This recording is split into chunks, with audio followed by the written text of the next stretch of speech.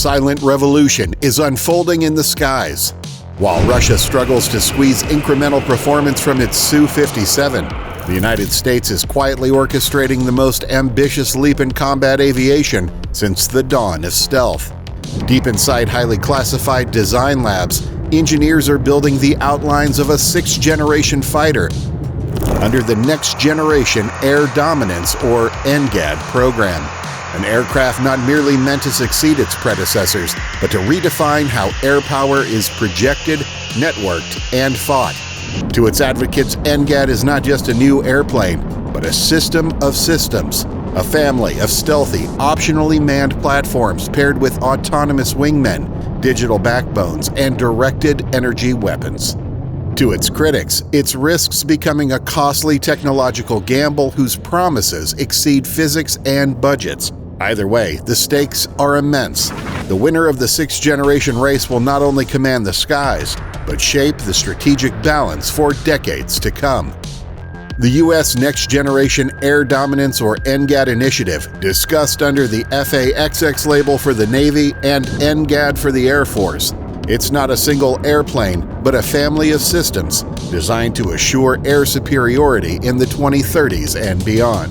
At its core lies a new crewed or optionally crewed fighter intended to replace aging carrier-based FA-18EF Super Hornets and EA-18G Growlers, and eventually to supplement or replace some Air Force platforms. This institutional framing matters.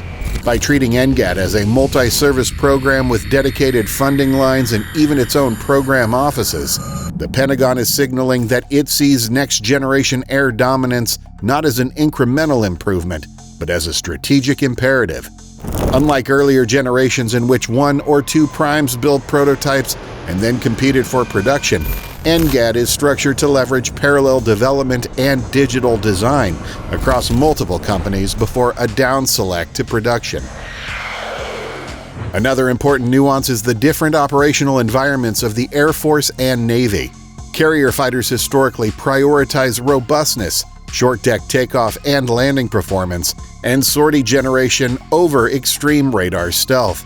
Air Force missions place a higher premium on deep penetration of defended airspace. NGAD's architects appear to be designing a modular, multi-mission system that can be adapted to those divergent needs through common digital backbones and mission-specific modules. Lockheed Martin developed the F-22 Raptor and F-35 Lightning II under its Skunk Works division and remains synonymous with cutting-edge stealth and fighter integration. Boeing possesses decades of supersonic aircraft design experience and has made major investments in unmanned systems after setbacks in other markets. Northrop Grumman pioneered the Flying Wing Stealth Bomber, or B-2 Spirit, and the RQ-4 Global Hawk Long-Endurance UAV, and is building the B-21 Raider, giving it deep experience in low-observable, optionally manned architectures. Under the NGAD model, these companies are not simply bidding against each other. They're also sharing early-stage digital design work to create a common baseline, after which one design may be chosen for production or multiple complementary systems could emerge. Technical priorities and ambitious performance goals. Public statements and program signals suggest several headline requirements for sixth-generation systems. Advanced signature management, beyond radar stealth to include infrared, acoustic, and electronic emission control. Adaptable flight performance, effectiveness across a wide envelope from subsonic loiter to very high speed in unmanned or optionally manned modes.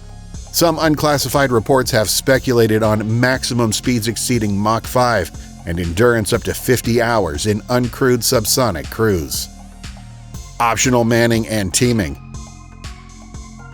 NGAD is expected to operate alongside autonomous loyal wingman drones that provide sensing, strike, and decoy functions. The core aircraft itself may be flyable with or without pilot depending on mission and risk tolerance. Directed energy and advanced weapons integration. The program envisions high-energy lasers or other directed energy systems for self-defense and potentially offensive use, alongside next-generation kinetic weapons. Propulsion and energy systems. High-specific power engines, possibly adaptive cycle or hybrid systems, must supply both propulsion and electric power for sensors and weapons. Concepts including hydrogen, oxygen, or advanced battery electric hybrids have been mentioned by analysts as potential enablers. Core technological tensions. Many of the program's most ambitious goals pull in opposite directions. Stealth versus high-speed aerothermodynamics. Stealth favors blended shapes, smooth contours, internal weapons carriage, and minimal control surfaces. Sustained hypersonic flight favors stabilizing fins, high-temperature materials, and active cooling, all of which complicate low observability. Current airframes cannot combine both to the extreme. Doing so will require new materials and morphing structures. Power density versus weight and survivability. Directed energy weapons at the megawatt class require large amounts of onboard electrical power and sophisticated thermal management. Integrating that into a tactical fighter without compromising weight, range, or signature is a formidable challenge. Maintenance and operability. Rockets and spacecraft endure lengthy refurbishment between flights. Tactical fighters must sustain high sortie rates in combat conditions. Materials and systems must therefore be rugged, repairable, and affordable under operational tempo.